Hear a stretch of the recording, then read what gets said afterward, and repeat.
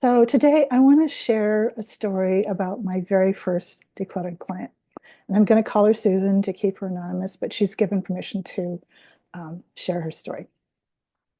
And before I do that, I just want to talk a little bit about how I got into clutter coaching because my approach to clutter coaching is completely different than a lot of people because I started out as an energy and sound healer and space clearer. And so I added clutter coaching on later, and I use a lot of energy work, emotional clearing, and space clearing in clutter coaching because there's a lot of emotion and there's a lot of energy in our stuff that is keeping us stuck. And I'm finding that that approach really helps people get unstuck in a way that maybe they might not be able to do with other people who've been clutter coaching or following, tips and tricks and all of the things that you need to do because there's something deeper going on behind it. So Susan was my very first clutter coaching client. She was an in-person client, and she asked me to come out to her house. She and her husband were like around 40 years old, and they were entrepreneurs, and they had been foster parents for several years, and they were really busy running their business, and they just weren't home very much. And they also had kids at home that were like, getting into like seniors in high school, starting college, and they were just at this like life transition point.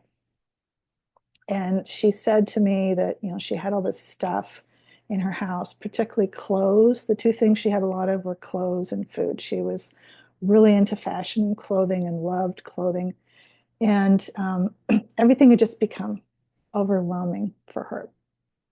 And so, we looked at her closet first, and there were like, it was just stuffed full of clothes. And she had some big racks in her walkout basement with clothes as well. And every time she looked at it, she just couldn't do anything with it. And she, they would come home for trips, and she would just like plop the suitcase on the floor in the bedroom and wouldn't even want to unpack because she didn't want to spend time in her bedroom. And she was just like really frustrated. So the very first thing I did with her was doing an energy clearing of her house because our clutter holds energy. It holds energetic inertia. It holds the emotions of the experiences that we were having at the time we were doing things, or even just our daily lives. It just kind of gets into the sofa cushions and the walls and everything like that, and just sits there.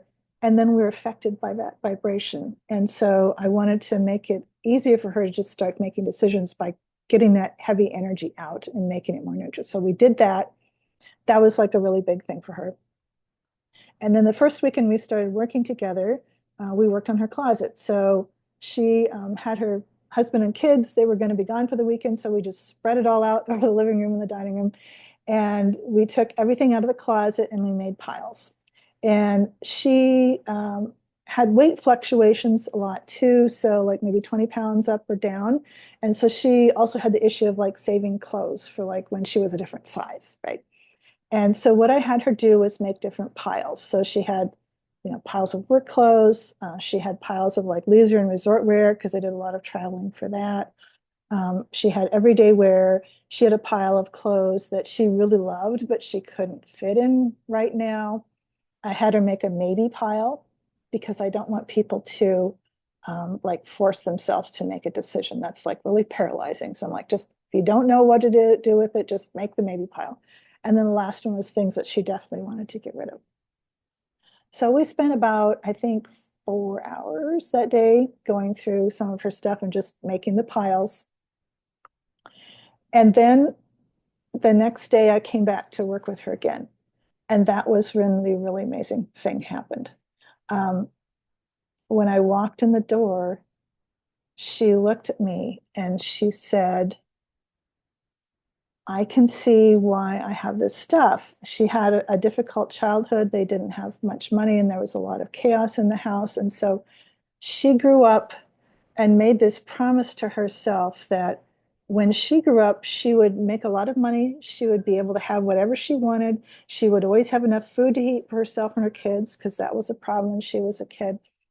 And so all of these years, like 30 some years, she was viewing everything through that lens of like, this is what I'm going to do. And she wasn't able to realistically see what she was doing in her life and what what was actually going on. In reality, she was a successful entrepreneur. She had plenty of money.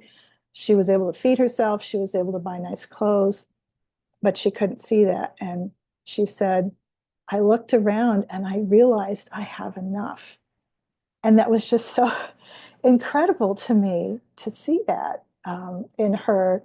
And, we'd done a little bit of emotional clearing and stuff too, but it was more about starting to make the decisions on her stuff. And I was telling her, when you look at your clothes, think about, does it fit?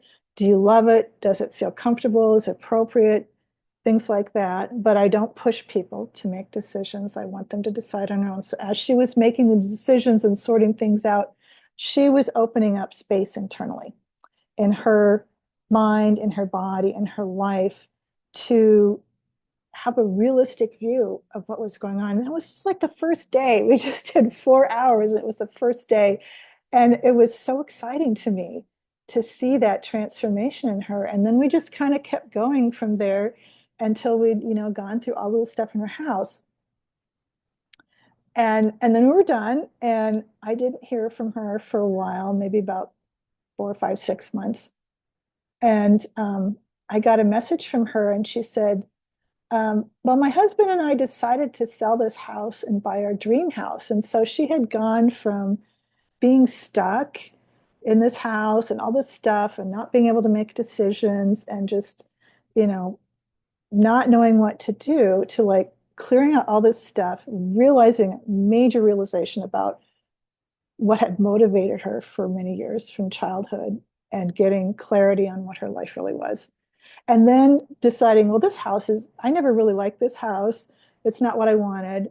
And moving to another house. And that was really exciting. Then a month or two after that, I got another phone call from her. And she said, I think I need you to help me again. Um, I can't unpack.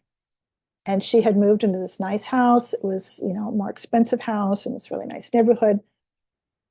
And she said, I can't unpack my stuff. It's been sitting in boxes for the last 3 months. I can't unpack it. And I have this fear that somehow everything's going to fall apart with my business and I'm not going to have the money and I'm going to have to leave. And it was kind of like imposter syndrome, like I don't deserve this. So we did some energy work for her and some emotional clearing to clear out, those emotional blocks that, and again, I think they were from her childhood experiences of like growing up really poor in a chaotic family and seeing that she did have the resources she had, she deserved it and it was going to be fine and it was going to be safe for it to unpack and get settled in this house. And we did that, and she's just been great ever since. And I see posts with her online all the time where she and her husband are off, traveling to other countries and all the things they're doing. Their daughter's getting married and all this kind of cool stuff. And it was just so inspirational to me.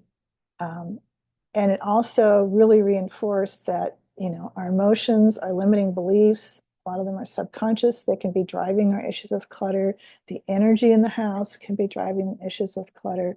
And it really inspired me to keep working with my decluttering clients and incorporate those things in my work with them.